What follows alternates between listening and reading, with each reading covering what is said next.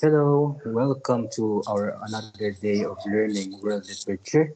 And our lesson for this session is Beowulf. So last time we were able to discuss Iliad, and you were also assigned to create a comparative analysis of the four selections that were given. So this lesson will clarify what you have learned from your activity. Well, this you can find this helpful because you can be able to confirm if what you have studied is the same, or you can also try to think critically if there are other inputs that you have learned differently from the session. So Beowulf is another piece in world literature and is considered as the oldest form of literature, of English literature. Its language is in Anglo-Saxon, and when you find its manuscript, it is almost impossible for us to read and understand the words that have been given, although it is also a language where English language has originated. In fact, since it is the oldest, its author remains to be anonymous. We don't know who wrote it, and it is said to just has just been passed on through words of mouth, orally, from generations down to generations through verbal um, delivery or verbal transmission before it has been transcribed. So without further ado, let me first share our slides for this topic.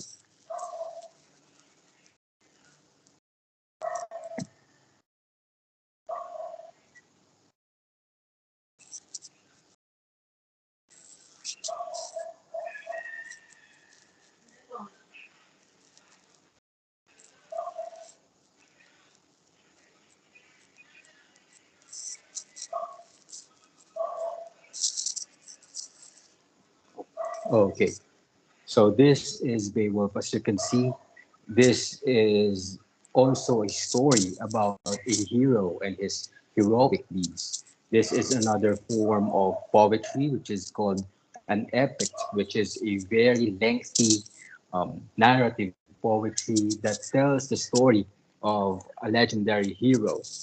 So, as we have mentioned, type of work is poem and is very known with alliterative verse or the repetition of the consonant sounds. And it's an elegy, okay, which is another form of descriptive poetry.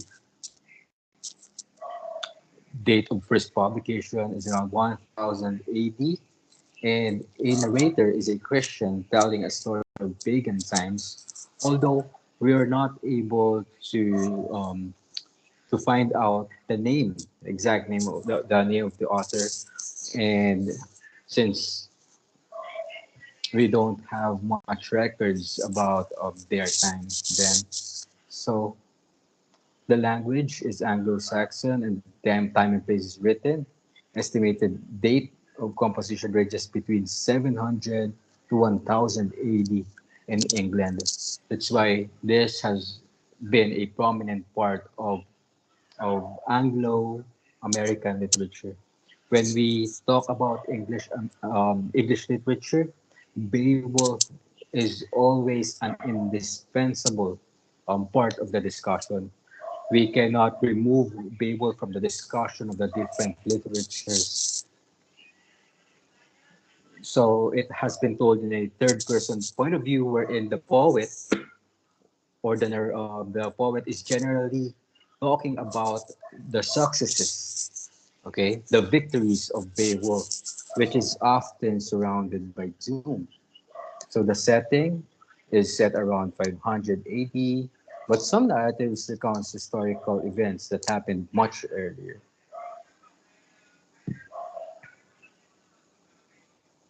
So the setting has been in Denmark and Greatland, which is now known as southern Sweden. And the protagonist, of course, is the hero, a mighty warrior named Beowulf. What are the literary devices used in Beowulf, which makes its style of writing really prominent? So there are alliterations, as we have discussed in our previous lessons or the previous grading, about the repetitions of the consonants and their sounds, kennings, and caesura. So Anglo-Saxon Scots relied on certain poetic devices to aid their memory and give their poem structure and impact. When we talk about alliteration, it is the sound, the initial letter or the first letter of the word, which are closely connected words. Okay, some examples are Rotgar's man lived happy and his all miserable mighty men tormented. So in the first example, the which letter is being repeated? The letter H, and on the second example, it is the letter M. While canning is a concise compound or figurative phrase replacing a common noun, especially in Old Germanic, Old Norse, and Old English poetry. Example of these compound words are Hellforge, Banquet Rich, Ring Giver, Medcop, and She Wolf. So you can see two words that have been combined into one, okay, through a hyphen. So they are also called as hyphenated words. Some other examples are the prepositional phrases, okay, which is composed of um, three words, okay, three or more words with the prepositions of and into. So these kennings or prepositional phrases are dominant, okay, or prevalent in the epic Beowulf, and that's another literary device. And the third one is possessive. So ocean's swirl, God's bright beacon, heaven. We're talking about the possession of heavens, which is the high arc.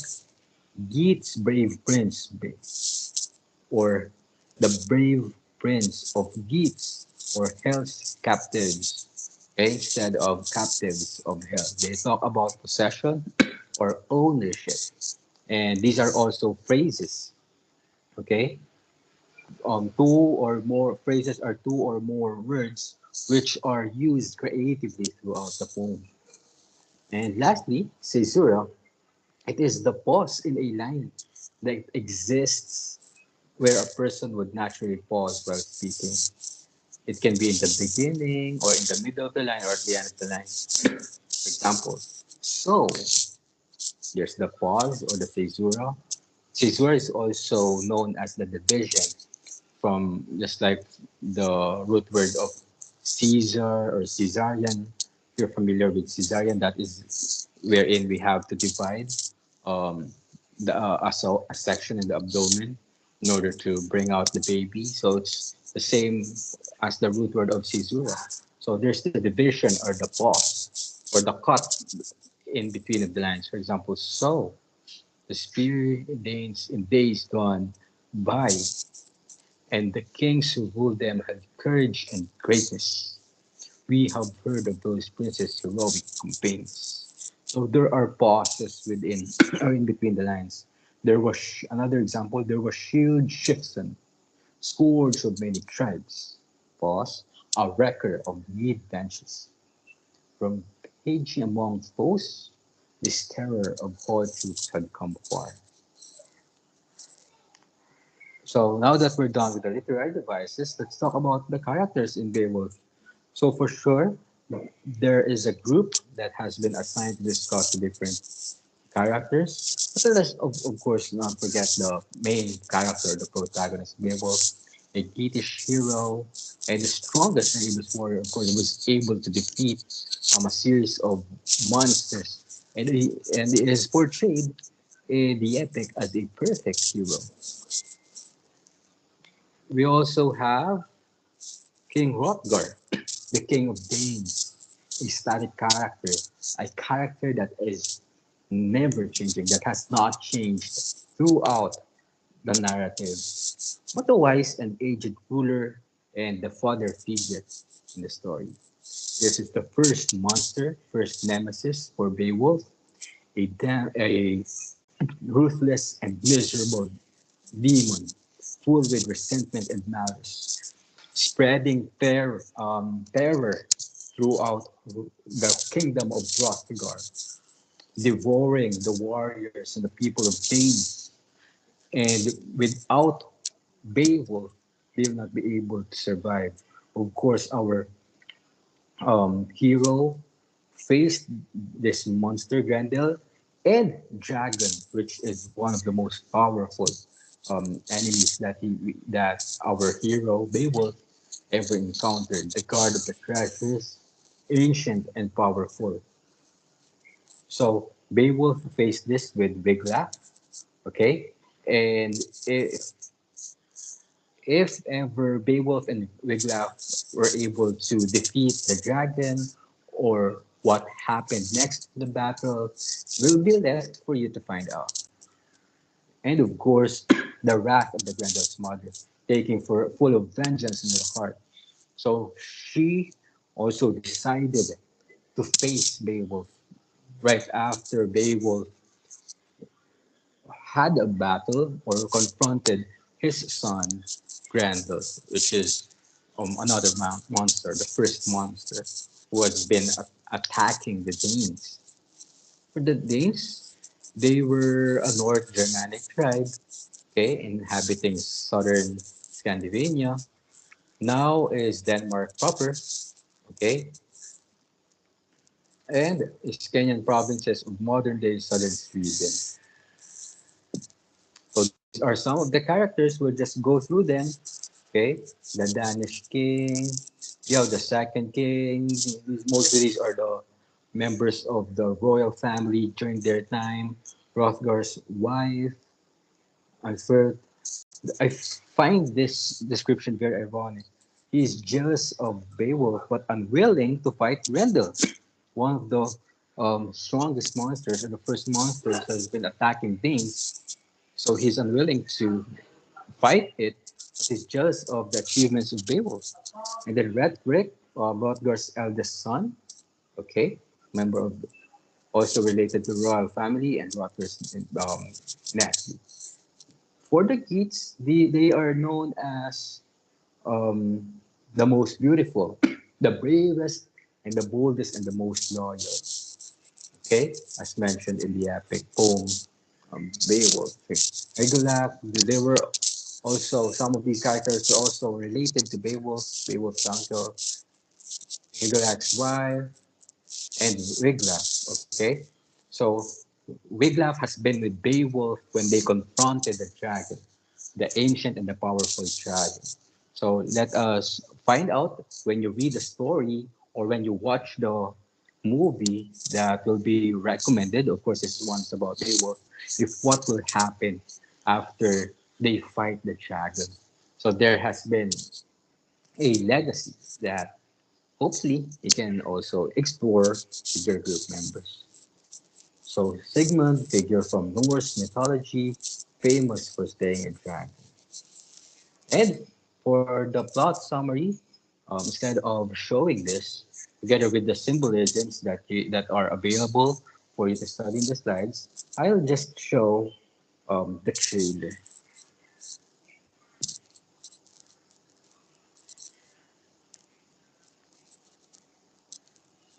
Cursed. Okay, so hopefully you can hear the sound. So this is a story of the trailer about They the say movie Beowulf. you have a monster here. They say your lands are cursed. There have been many brave men who have come, but in the morning there was nothing left but blood on the floor, and the benches, and the walls. I am Beowulf. I will kill your monster.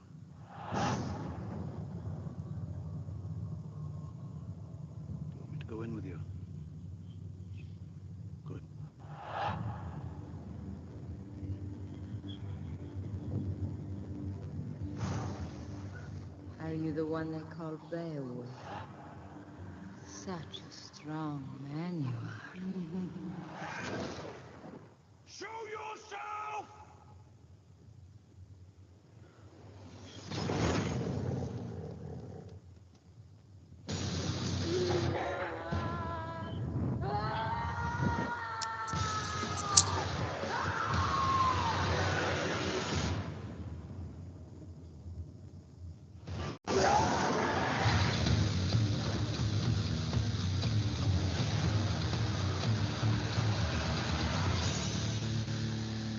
Tonight will be different. I am Ripper, Tearer, Slasher. I am the teeth in the darkness, the talent in the night. Mine is strength and lust and power. I am Beowulf!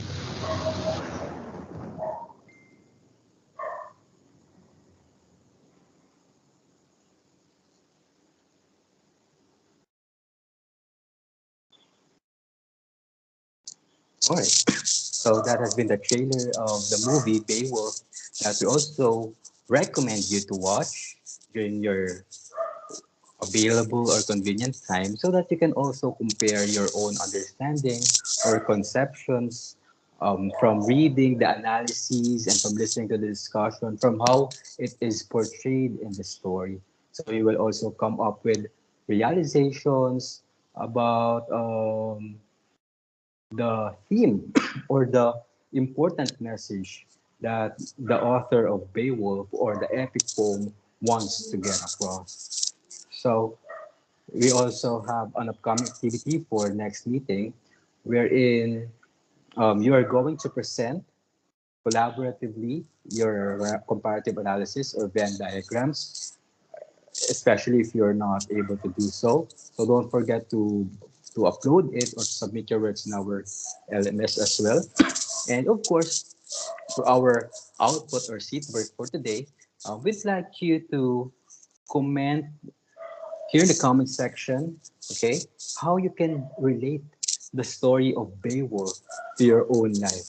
So this one is really challenging because we know the characters, the setting, and probably the conflicts are greatly different. But let us just try to reflect. So how do you think you can relate to the story, or how you can relate your personal experiences to the life and feats of the hero Beowulf?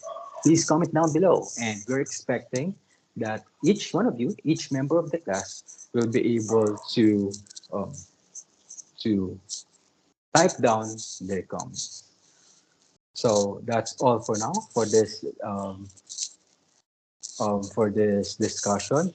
So you can be able after you watch this delayed telecast, you may now start um, composing your comments.